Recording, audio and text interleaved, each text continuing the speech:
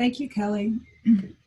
Um, we're here today to talk about the UCCJEA, which is just part of the alphabet soup of family law. So our first slide here. UCCJEA stands for the Uniform Child Custody, Jurisdiction, and Enforcement Act. It replaced the UCCJA, which was just the Jurisdiction Act, which was enacted in 1968. Before 1968, it was sort of the Wild West with custody, and wherever the child was is where a custody statute or a custody order could be placed. So there was really no test to see, who really should be making custody decisions on any particular child. If they were in the jurisdiction, the court would issue an order. So in that scenario, in many cases, abduction was actually favored the abductor if you took your child across state lines to a more favorable state. So obviously that was not a workable solution. So the UCCJA was promulgated, and it was adopted in many states, I believe all 50 states. However, it was adopted inconsistently. Nikki, do you want to talk about the UCCJA at all? I don't have anything different on that. Okay. One of the major problems with the UCCJA was that more than one state could have jurisdiction under it. So there was no priority of states. So the UCCJEA addressed that issue so that under the UCCJEA and its applications, there is only one state that could possibly have jurisdiction, or at least the priority of jurisdiction. Because there were so many problems with people crossing state lines and inconsistent application of laws, we still have the Parental Kidnapping statute, which was enacted in 1980. It's a federal law, and it does trump these state laws because each state adopts the UCCJEA individually. It's just a model law. So we have the federal law overlaying it right in the middle of the UCCJA and then the UCCJEA. And that was to sort of reconcile what the issues were with the UCCJA. The Parental Kidnapping Prevention Act still exists, and where there are inconsistencies, it does control. However, it does not make any sort of federal domestic right to bring a case in federal court. People have tried that, and the federal courts are pretty specific that they're not going to get into domestic laws. So there's been no federal family law created. It's just simply to deal with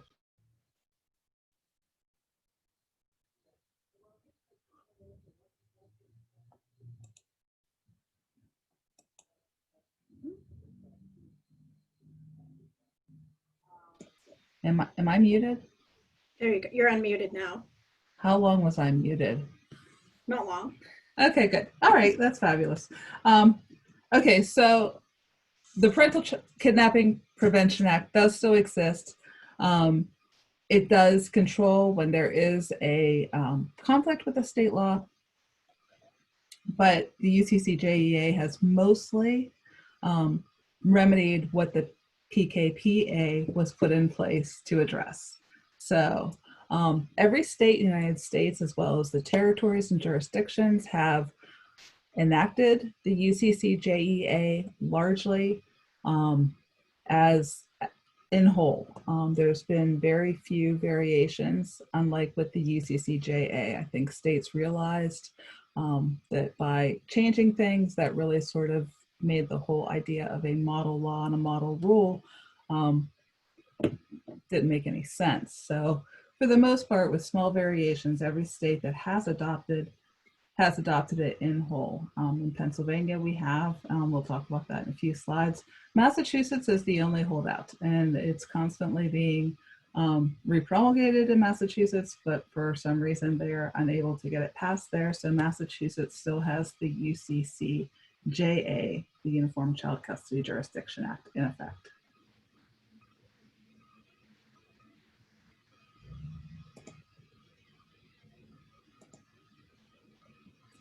So just as a sort of high-level overview,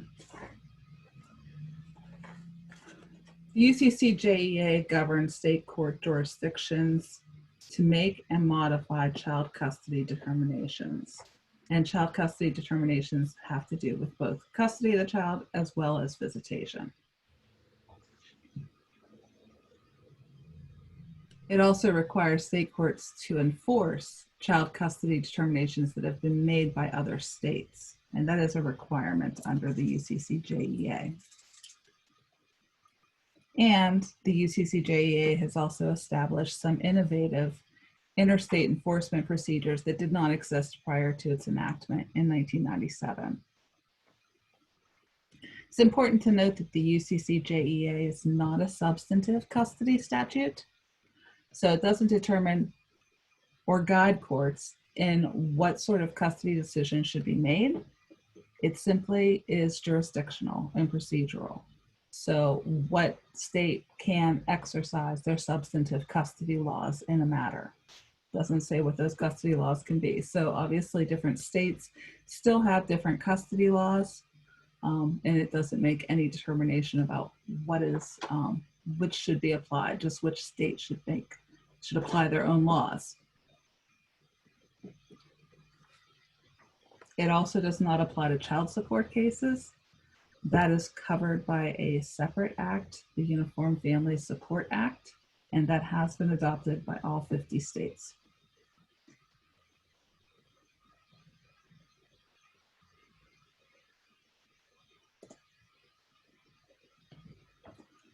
Some of the highlights as far as jurisdiction goes under the UCCJEA is that it applies to a range of proceedings where custody and visitation are in order.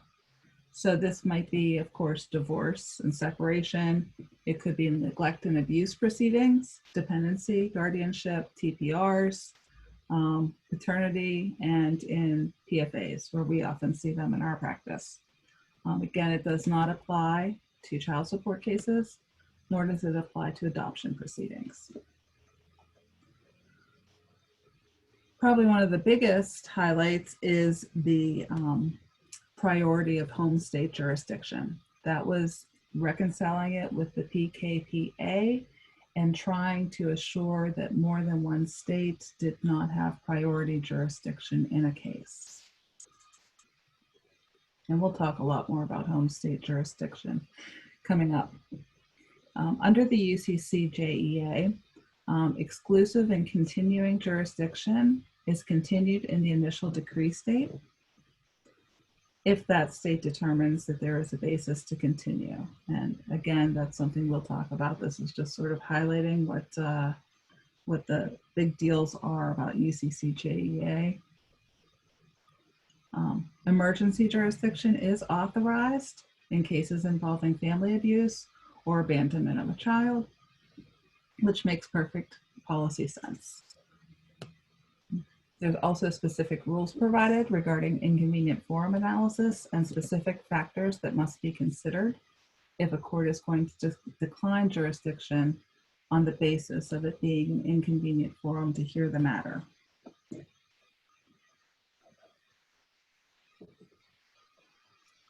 Under the UCCJEA, there's also an option to decline jurisdiction by a state which rightfully has it, if indeed there has been unjustifiable conduct by a party that has established the jurisdiction.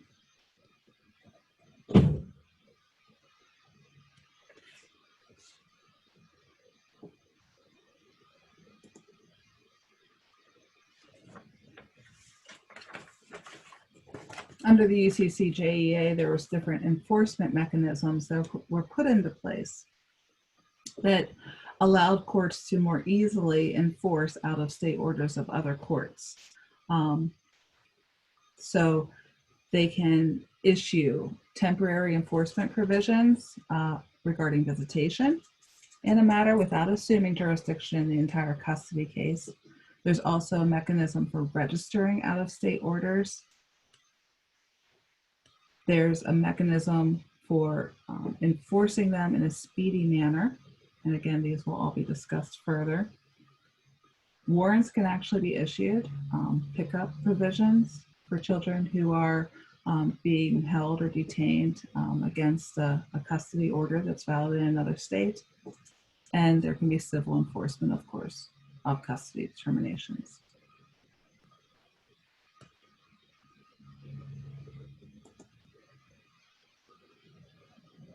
So with regard to the UCCJEA, we have adopted it here in Pennsylvania in 2004. So it's been around for quite a while, 16 years, long time.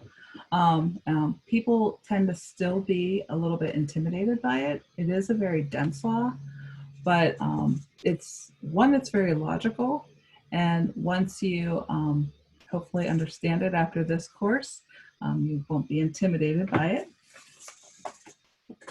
It's found in Chapter 54 of the Pennsylvania Consolidated Statutes. We have provided that to you in the materials. An important thing to note up front is that not only does the UCCJEA Chapter 54 apply to interstate custody disputes, it also applies intrastate. Section 5471 states that the provisions of this chapter allocating jurisdictions and functions between and among the courts of different states shall also allocate jurisdiction and functions between and among the courts of common pleas of this Commonwealth. So when you have a person moving from Eastern Pennsylvania to Western Pennsylvania, the two counties should engage in the same analysis that we would as far as home state and the new state, but on the county level. So just keep that in mind when you're dealing with different counties that are involved in your family disputes. And it's also important to note that because the UCCJEA is a model law and has been adopted in 49 states, basically in the same form has been recommended, that the judges are oftentimes receptive to hearing arguments about jurisdiction from other jurisdictions.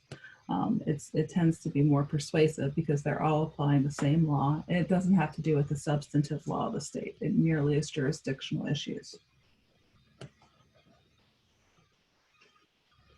With regard to the UCCJEA, it's important to also, because it is kind of dense, to look at how it's broken up. And I kind of look at it as being broken into 4 parts. The first part of it's general provisions and definitions, just lays everything out. The second part deals with jurisdiction. The third part of the statute deals with enforcement. And the last is sort of the miscellaneous provisions, where you'll find things like the intrastate application.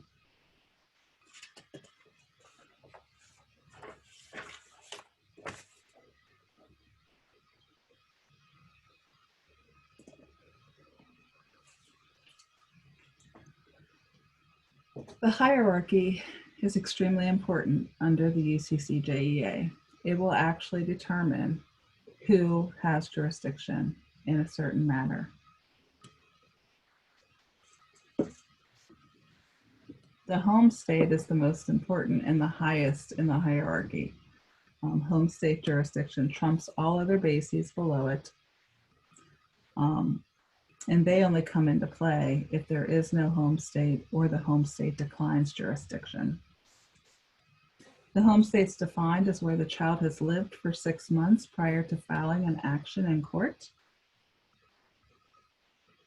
and where a parent continues to reside.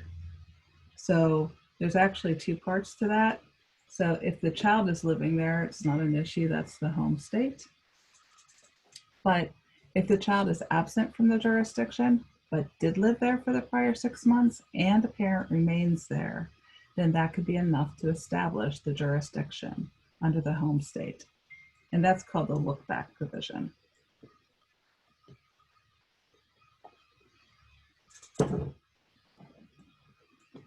Now, sometimes with these sorts of cases and trying to determine what is the home state,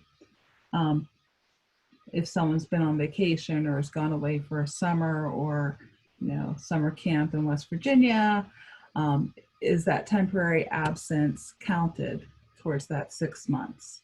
And generally speaking, it is. The intent of the parties is looked at, were you intended to come back?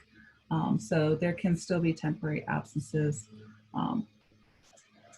and it still counts towards the 6 months. And another important distinction to note with home state is that home state is established only after the birth of a child. In utero, there is not a home state for the child. There's a pretty famous custody case from 2013, 2014 with Olympian Bodie Miller, who had a child, and the mother of the child moved while pregnant from California to New York State, and was actually ordered by New York State courts to return to California, even though the child was born in New York, because she should not have left California. That was challenged and overturned, and New York was found to be the home state of the child because that's where the child was born. These issues sometimes arise in babies who are less than 6 months old, at which point then you look at, where has the child lived since birth, and that's the home state.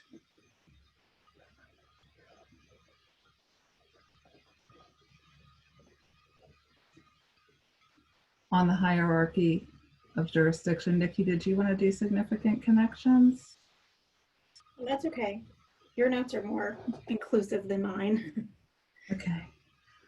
So if there is no home state of the child, or if the home state has declined to hear a case, a state where there is substantial evidence about a child due to significant connections is the next on the hierarchy of who can have jurisdiction in a child custody matter. And that evidence can include evidence about the child's care, their protection, their education, their training, their relationships. In order to have significant connection jurisdiction, the child and at least one parent must have significant connections to the state, other than just merely being in the state. So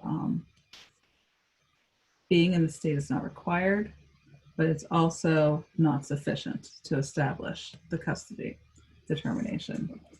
So you might have a significant connection in a state where you visit your grandparents and you're there every summer, and maybe a parent moves there and wants to establish that state as your jurisdiction.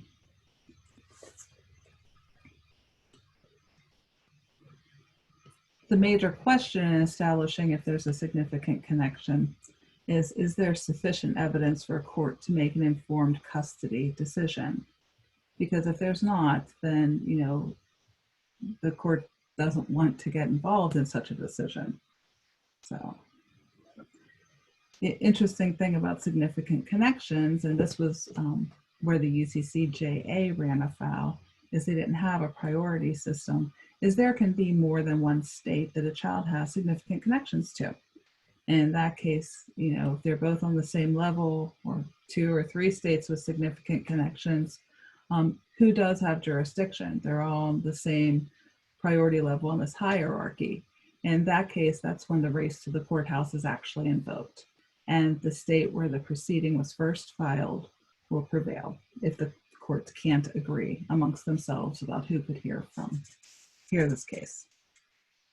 Susan, do you want to do, there's a question that popped up, but it's relevant to what we're talking about. Do you want to do the question now? Sure. What's the question, Nikki? Okay. Do you know what the court will determine as home state if there is a shared custody order with another state, 1 week in PA, 1 week in West Virginia? So I think, number one, it would determine what state initially issued that order, which state did the order, but then also, then you get past that home state hierarchy and go to the significant connections. So the court's going to then also look to, where do the children attend school? Where do they go to the doctor? Do they go to church church in one state? Do they have speech therapy? Is there more evidence in one state that would be used for the custody trial to make it more, I guess, convenient, the more appropriate forum? And then what are their connections in that state? And that's absolutely correct. One of the things that's encouraged under the UCCJEA is communication between the courts. So in that situation, I'm assuming 2 parents would be filing in different states. There would be a home state, and basically the state with the significant connections would be asking the home state to perhaps decline jurisdiction further, to modify or enforce its order based upon a change in circumstances, which might be that the children are attending school someplace else, even if a parent remains in that home state. So the home state's only important for the initial custody determination. After that, they retain the continuing exclusive jurisdiction unless circumstances have changed that would allow them to decline. There's another follow-up question. What about situations where the child has resided in a state for just 4 months? I've had some judges allow it under a reasoning that for the majority of the past 6 months, the child has resided in the jurisdiction. Others have rejected it under not meeting the 6-month rule. So I think my answer to that would be, you're kind of at the mercy of the judges. I've seen sometimes where the judge will just decline jurisdiction just because he doesn't want to have to deal with the chaos of the case. But typically they should be following that 6-month rule, that they should get to that 6 months. If you have a child that's not 6 months, I could see where they would use, well, it's been for the majority of the time that the child has been alive, they've resided here for most of all of their life. But if it hasn't been 6 months, I think the judge should send it back to where it came from. And I think there's probably some other issues where you get to, is the parent moving just to make it inconvenient for the other party? Right. Yeah, I mean, I agree with you, Nikki. I think 6 months is 6 months. The law is clear. It takes 6 months to establish the jurisdiction. Now, where that could possibly be an issue is, perhaps it's a transient family that has not been anywhere for 6 months. Maybe they've been here for 4 months, but, prior to this, they were in another state for 2 months. And prior to that, they were in a different state for 3 months. In which case, I think we would be looking at the last category on this hierarchy, which would be the vacuum jurisdiction, or the last resort, or jurisdiction by necessity, or default jurisdiction. It's got all sorts of different names people call it in the case law, but it's basically where no other state has a basis for jurisdiction. This child has not lived anywhere for a period of 6 months.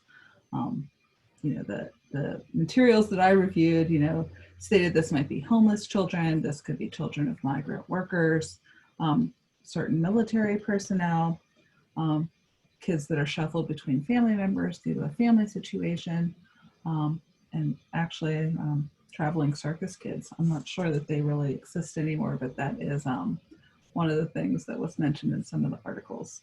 So I think that would be where they would fall into that vacuum jurisdiction if they weren't 6 months anywhere. So we kind of jumped to the last one there, but the more appropriate forum is also a basis of jurisdiction. It falls below home state and significant connections.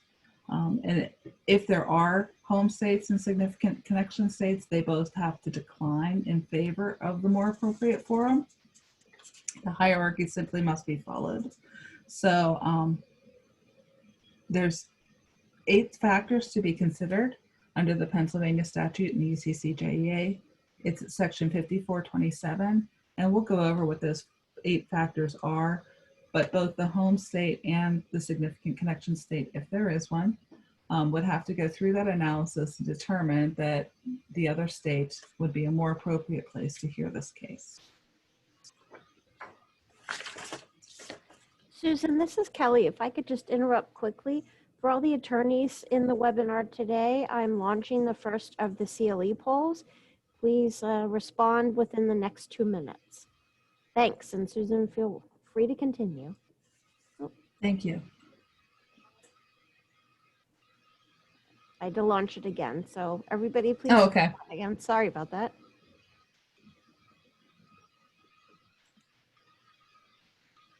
Oh, I'm hitting something.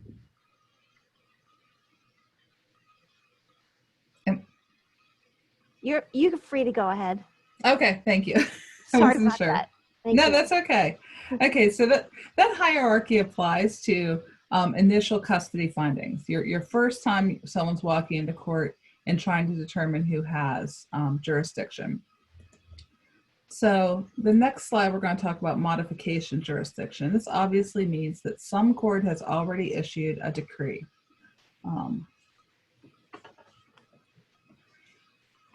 So if there's already been a custody order in a case, the court that issued that order continues to have custody. It continues to have exclusive and continuing jurisdiction to modify its order until one of the following things occurs: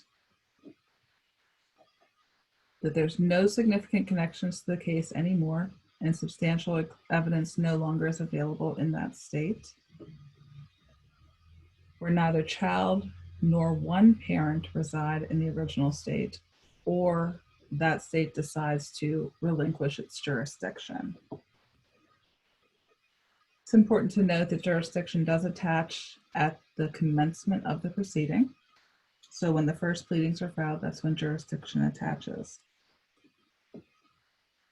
And if you are a home state, you don't lose your home state status as long as significant connections and substantial evidence exist. So the child might leave, might establish a new home in another state, but you still maintain your home state status even if the child is not there. And there are some exceptions for emergency jurisdiction, which we're going to talk about in a future slide, that can make an emergency order even if they don't have jurisdiction. Some examples, as far as number one, no significant connections to the case exist and substantial evidence is no longer available.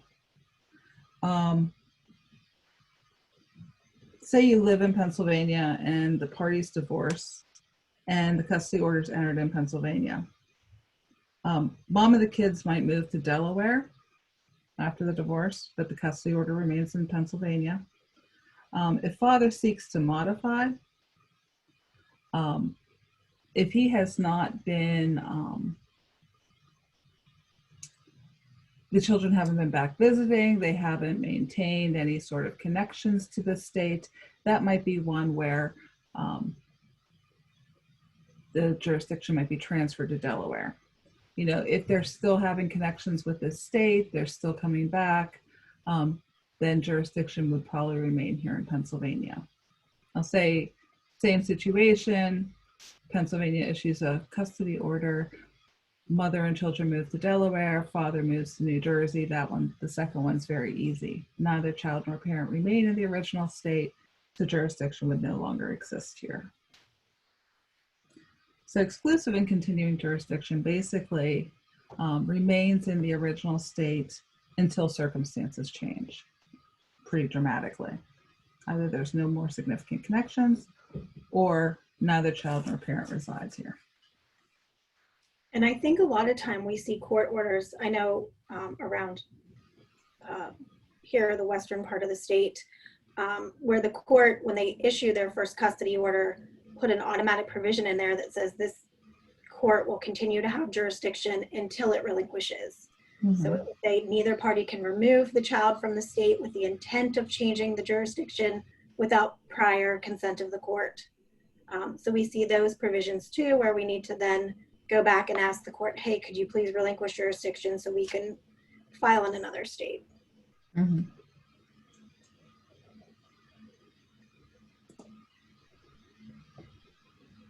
And just what Nikki was talking about with relinquishing jurisdiction or declining jurisdiction. So a court that has the jurisdiction, it's been established under the UCCJEA, can decline to exercise that jurisdiction based upon two grounds according to the model law and the law of the state as it's been enacted. And that's inconvenient forum and unjustifiable conduct.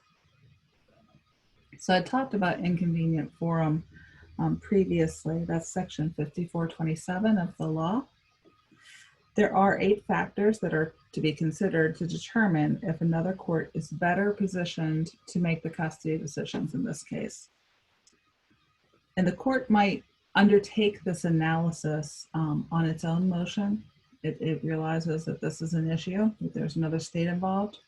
A party can ask them to undertake this analysis, or another state can ask them to undertake this analysis. So they can, receive a communication from another state saying, hey, these kids are here, we'd like to have this case. Would you consider declining jurisdiction and handing it over to us? And I've actually had a case that did that. But the 8 factors to consider, and this is new to the UCCJEA, are domestic violence. And that is the first one that's on the list. And that was done very consciously by the drafters of this law.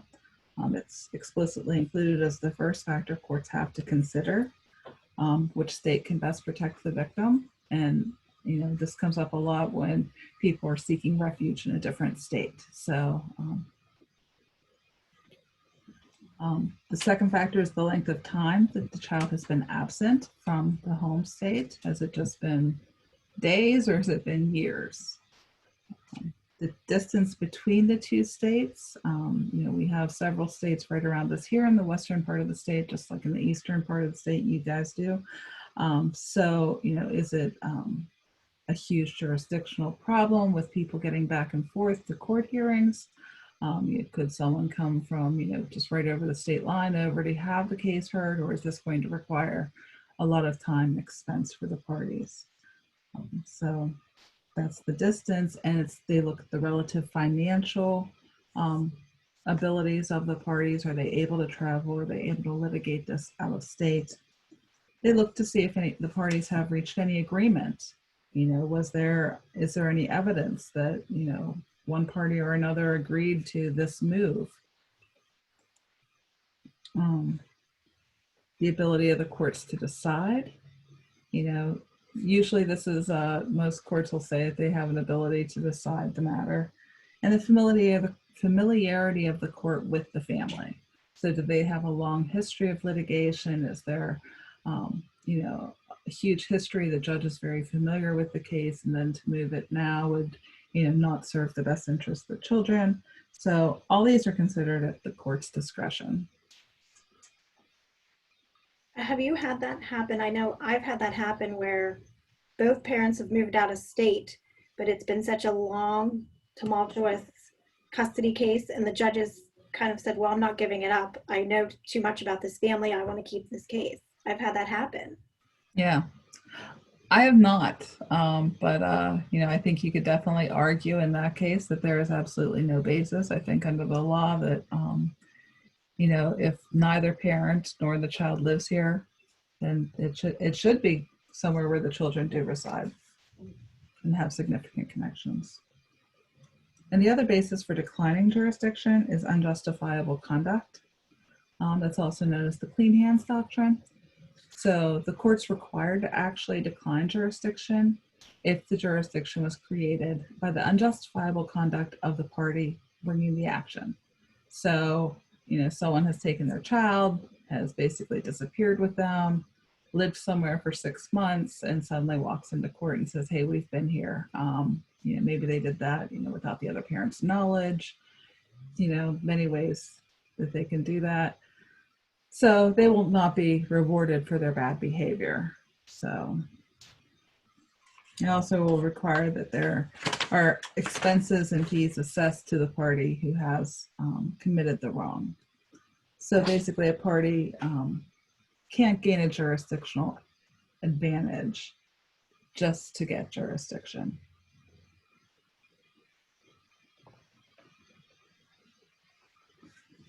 The Act doesn't describe what exactly unjustifiable conduct is, but it generally is thought to include the wrongful removal or retention or concealing of a child. And obviously,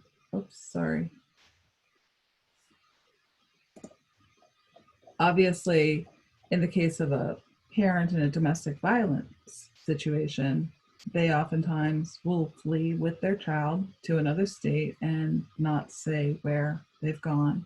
They remove the child. So the comments to the Act are very clear that a parent fleeing, the court should inquire whether the flight was justified. So this is for unjustifiable conduct. So if you're fleeing domestic violence or threats of mistreatment or abuse, then that has to be balanced with the actual act that is wrongful, even if it was technically illegal.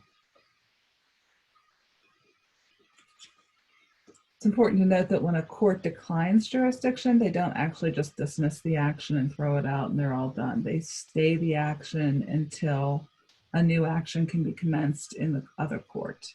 It doesn't have to actually be commenced before the declination occurs, but they do stay it and wait to get confirmation that another court has picked it up. So it's kind of like a soft handoff.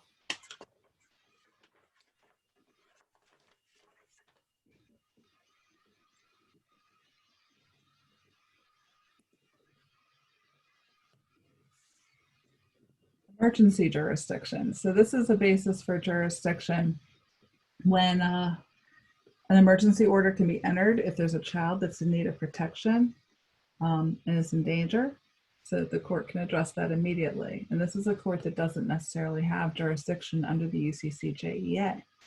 So we see this oftentimes in PFA cases. So in order for there to be emergency jurisdiction, the child has to actually be present in the state and has to be there because they're seeking refuge in some way.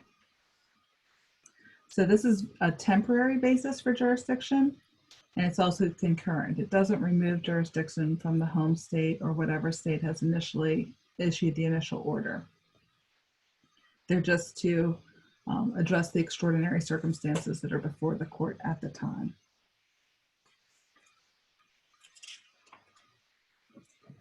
Sometimes you see this when a child has been abandoned in a state, or the child or the child's siblings or the child's parent has been subjected to or threatened with abuse. And that's usually when we see it in the PFA cases. Child neglect was included in the UCCJEA as a basis for establishing emergency jurisdiction, and that was specifically removed in the UCCJEA. So they've narrowed the emergency basis on that point. However, they expanded the definition as it covers emergencies that only may involve abuse of the child's parent or the child's siblings. And siblings also have not been defined under this law. So step siblings, half siblings, foster siblings, unsure where the line is. That's going to have to be a very factually dependent analysis that the court will undertake. Whenever you have a case where a court has assumed emergency jurisdiction, it's important that to recognize that those emergency orders can only last at a maximum of maybe 90 days.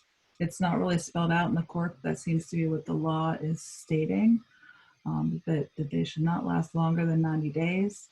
That if there is an action that's actually proceeding in another court, another state, that they should only exist long enough for that other court to address whatever the emergent situation is. And if there's not an action pending, they don't have to have a set 90-day date. But if you would want that order, the emergency order, to become final, the child would have to remain in the state that issued the emergency order for 6 months to establish home state in that state, and the order would have to state that that's the intention, that it becomes a permanent order upon establishment of home state jurisdiction in the state that issued the emergency order.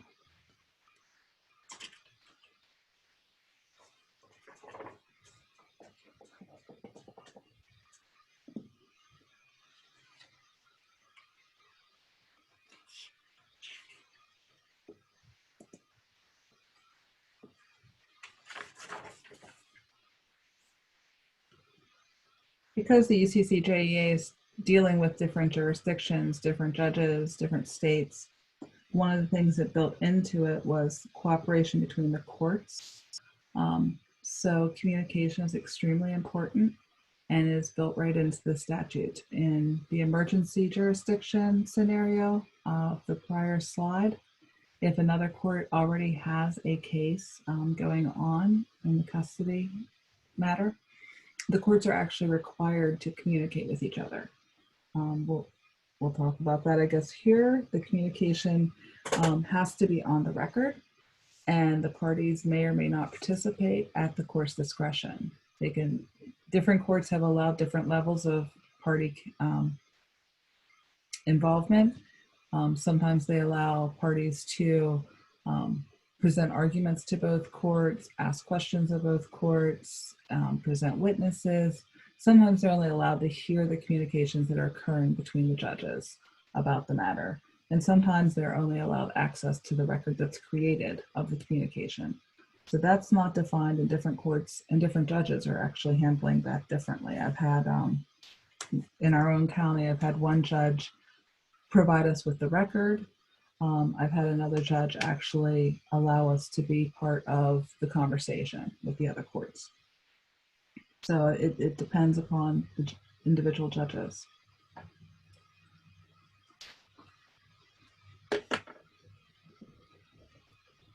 So even if the home state keeps jurisdiction,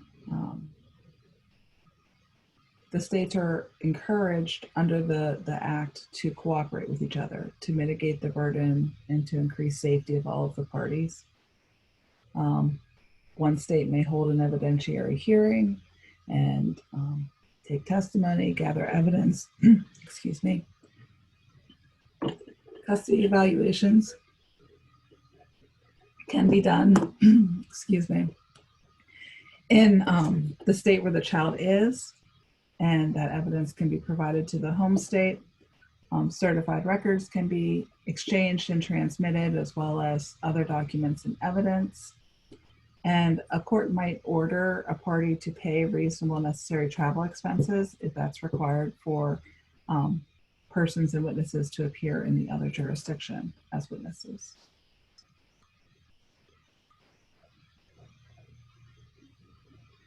And this all can help survivors remain in a safe location while litigating their custody cases that might still be litigated elsewhere.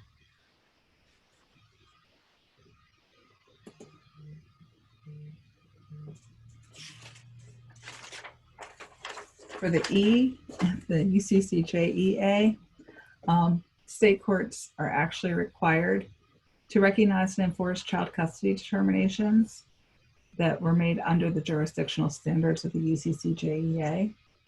So the issuing court has to have exercised its jurisdiction in conformance with the UCCJEA. And there's some new interstate procedures that have been created, such as the registration of out-of-state custody orders. Registration is not required, but a party might choose to do so if they have an out-of-state custody order. The order is registered in the court where they now reside, and that makes it just as enforceable as any sort of local order. So it's filed as a foreign order. It's served on the other party, and the other party can contest the validity within 20 days. Just because it's enforceable does not mean it's modifiable in the new court where it's registered. If they did want to contest the validity of that order, if the opposing party did, there's only 3 bases that they could contest the validity, and that is that the issuing court lacked jurisdiction, or the person is just getting notice now and had no notice before when the determination was made, or that that determination has since been modified or vacated or changed in some way. Temporary visitation orders can be out.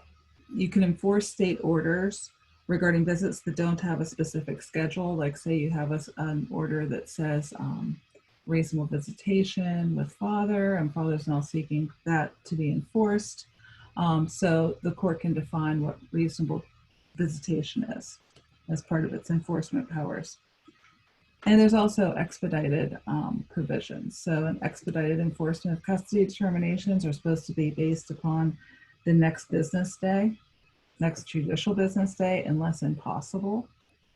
There's also warrant provisions to take physical custody of a child where an enforcement proceeding could cause the child to be removed from the jurisdiction or cause some sort of harm to the child.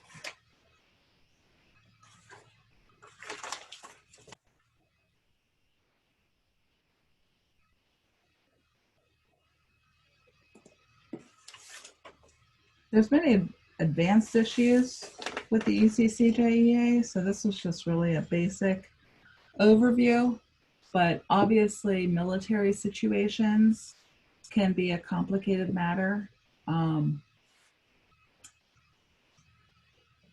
Grandparents,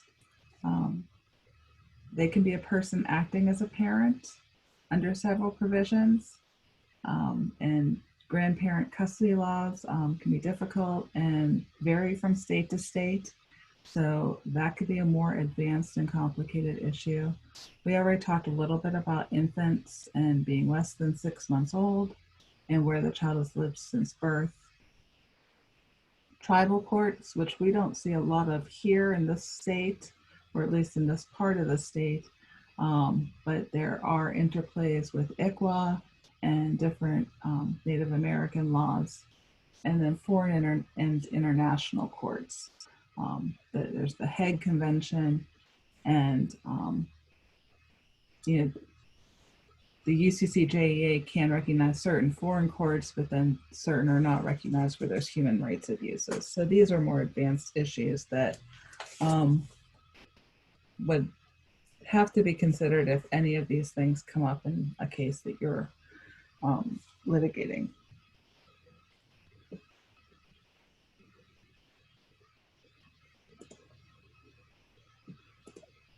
And for some resources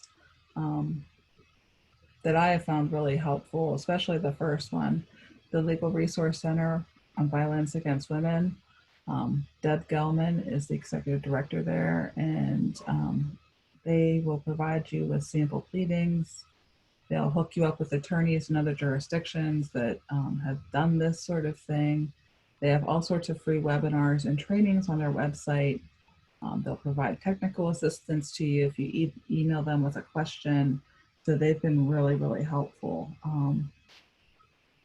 The National Center on Protection Orders in Full Faith and Credit, which has a really pretty specific tagline there. They're part of the Battered Women's Justice Project. And then the National Clearinghouse for the Defense of Battered Women. They all have a lot of resources, and they offer technical assistance if you just email them. I just wanted to add just a couple tips here. A basic principle to take away from this is that the non-home state, if you're not a home state, always defer to whoever the home state is or whoever's above you in the hierarchy, because they will make the decision about jurisdiction. It's pretty easy to screen cases for UCCJEA issues with 2 questions. First, has any court anywhere ever issued an order regarding this child in custody, visitation? And has this child lived anywhere else in the past 6 months? I mean, if you can get both of those questions answered, you can basically decide if you've got an UCCJEA issue or not. I also wanted to stress that just because Pennsylvania does not have jurisdiction in a case, under your analysis, it doesn't mean just give up and say, sorry, I can't help you, nothing I can do here. Obviously, we can get temporary jurisdiction if we meet the certain criteria for what that is. We can motion the court to communicate with the other court that does have jurisdiction in the matter. And we can also help our client to contact, legal aid in the area that does have jurisdiction and see if they can help them with trying to get the court to decline jurisdiction. You can reach out to the Legal Resource Center for Violence Against Women, see if there's a private attorney involved who can help out in that area. They have a whole list of people who help in different areas. So just, don't turn people away just because we don't have jurisdiction, because there's still more that we can do. So if there's any questions, we'd be glad to take them. So if anyone has any questions, please type them in the chat box. I'm also going to launch the second of the 2 poll boxes, and hopefully it will stay open this time. So I have launched it now. And please type any questions you have in the chat box.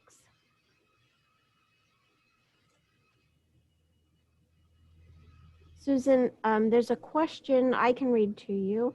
In terms of interstate applications, is it correct to say that UCCJEA governs venue, not jurisdiction?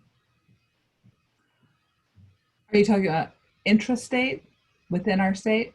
Intrastate, yeah. Yes, obviously. Obviously, if you establish jurisdiction in Pennsylvania, you have jurisdiction in Pennsylvania. So if we're talking about between different counties, we already have jurisdiction in Pennsylvania. So we would be talking about venue. Yep.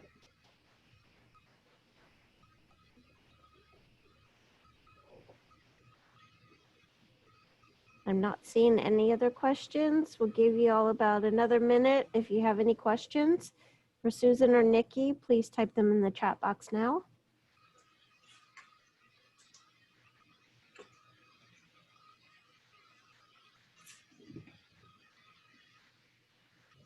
Okay, I'm not getting any questions for you here. So, is it okay to wrap up 5 minutes early?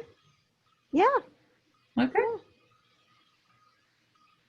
The materials from today's webinar, all materials will be loaded into the conference app Schedule that we're using.